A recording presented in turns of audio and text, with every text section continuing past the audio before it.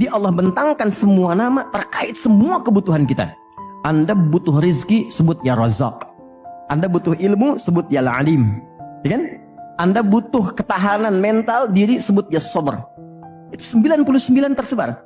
Itu rumusnya di Quran surah ke-17 ayat 110. Quran surah 17 Al-Isra ayat 110.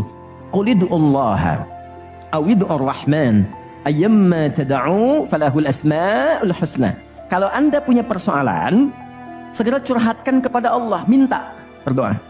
Sebut ya Allah yang standar, atau ya Rahman naik sedikit, atau pilih nama yang sesuai kebutuhan kita. Jadi nggak harus semua disebut, takutnya nggak butuh dikasih. Ya Allah ya Sabar, nggak pengen punya masalah, turun masalah kan? Nah, Nabi Zakaria divonis ada keterbatasan, nggak mungkin diberi. Maka beliau meminta dengan nama Allah yang memberi tanpa batas. Dalam bahasa Arab disebut dengan Wahhab, pemberi tanpa batas. Kalau dialihkan jadi bentuk permintaan, fi'lil amri lit-talab, bukan perintah di sini tapi untuk meminta, maka rubah kalimatnya jadi hab. Kalau untuk pribadi, habli. Untuk komunal banyakkan hablana. Karena ini kasusnya pribadi, maka di ayat 38 beliau meminta, hunalika di mihrabnya Maryam, da'a Zakaria rabbah. Berdoalah Nabi Zakaria kepada Allah Rabbnya. Perhatikan, qala rabbi habli min ladunka dzurriyyatan thayyibah innaka sami'ud du'a. Ini fikih doa yang penting dipelajari. Ya Allah, ini kalau terjemah bebasnya begini, mereka mengatakan aku nggak mungkin punya keturunan. Maka aku memohon darimu saja yang tidak punya batas dalam pemberian.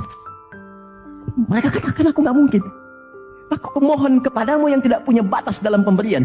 Innaka sami'ud du'a, sungguh engkau pasti mendengar doaku. Kalau kepada yang maha mendengar tidak terkabul juga, kepada siapa lagi aku mesti memohon? Dan ini ada fikih doa bagus sekali. Jadi kalau berdoa, sebut nama Allah sesuai permintaan. Yang kedua, cari bahasa yang menyentuh. Itu semua Nabi begitu. Nabi Isa saat mengonfirmasi umatnya di hadapan Allah, ya Allah, kalau engkau mau hukum, itu hambamu. Tapi kalau engkau mau ampuni, engkau yang paling banyak kasih sayangnya. Anak ibu sudah mencederai nama baik keluarga. Tiba-tiba datang ke rumah untuk minta maaf. Diterima nggak? Kadang cara menerimanya kan belum tentu langsung baik kan? Ngapain kesini? Ada yang, kamu bukan anak saya lagi. Oh, lantas anak siapa? Tapi dimaafin juga kan? Lalu dia berkata begini, Pak, silahkan. Kalau papa mau marah, mau pukul, silahkan. Tapi saya anak papa. Tapi kalau papa maafkan, memang papa adalah papa yang penyayang, yang selama ini seperti yang aku harapkan. Mukul nggak? Demi Allah, meluk. Dan air mata keluar. Nah, ibu saja yang punya rahim, punya sifat kasih yang dalam, apalagi Allah yang Rahman dan Rahim. Maka cari kalimat yang lembut. Nabi Zakaria mengatakan, ya Allah, mereka mengatakan nggak mungkin. Maka aku memohon kepadamu yang tak punya batas. Dan kalau engkau aku mohonkan kepadamu tak mengabulkan juga, kepada siapa lagi aku mesti meminta?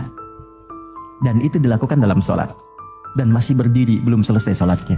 Baru mulai sholat, minta. Apa yang terjadi? Lihat ayat 39-nya. Pakai fa. Fanadathul malaikatu wa huwa qaimun yusalli fil mihrab. Annallahu yubashshiruka bi Yahya. Maka nggak ada jeda. Fa itu harfu atfin raditin baina syai'aini bila hudud. Paham? Tidak. Huruf sambung antara dua peristiwa yang terjadi tanpa jeda. Peristiwa pertama berdoa, peristiwa kedua dikabulkan. Antara berdoa dan dikabulkan tidak ada jeda. Baru selesai minta, seketika turun malaikat menyampaikan doamu terjawab. Tidak menunggu sholatnya selesai. Ternyata kalau sholatnya benar, itu seketika terjawab. Dan beliau meminta dalam keadaan berdiri. Nabi Zakaria seorang nabi. Ini saya ingin tunjukkan keutamaan dari barokahnya Nabi Muhammad SAW. Nabi Zakaria seorang nabi, sholat berdiri dikabulkan. Kita umatnya Nabi Muhammad sebelum sholat ditunggu oleh Allah, mau minta apa aku kabulkan. Maka turunlah Quran surah kedua ayat 45. Wasta'inu bis-sabri was-salah. Kalau engkau punya persoalan, jangan mengeluh kata Allah. Terima dulu dengan sabar. Karena yang lain pun punya masalah. Perhatikan fikih masalah. Nanti kita belajar fikihnya ya. Kata Allah, aku menitipkan masalah ini bukan ingin membuat kehidupanmu bermasalah, tapi meningkatkan kualitas hidupmu supaya lebih baik kemudian hari. Karena itulah ketika aku berikan, tak mungkin aku titipkan kalau engkau tak mampu. Maka turun ayat berikutnya. La yukallifullahu nafsan illa. Jadi nggak mungkin diuji itu Anda nggak mampu, nggak mungkin. Jadi kalau Anda datang ke sini sekarang sedang punya masalah, seberat apapun, itu tandanya Anda yang mampu. Saya tidak. Saya tidak dititipi itu oleh Allah karena saya belum mampu. Anda mampu.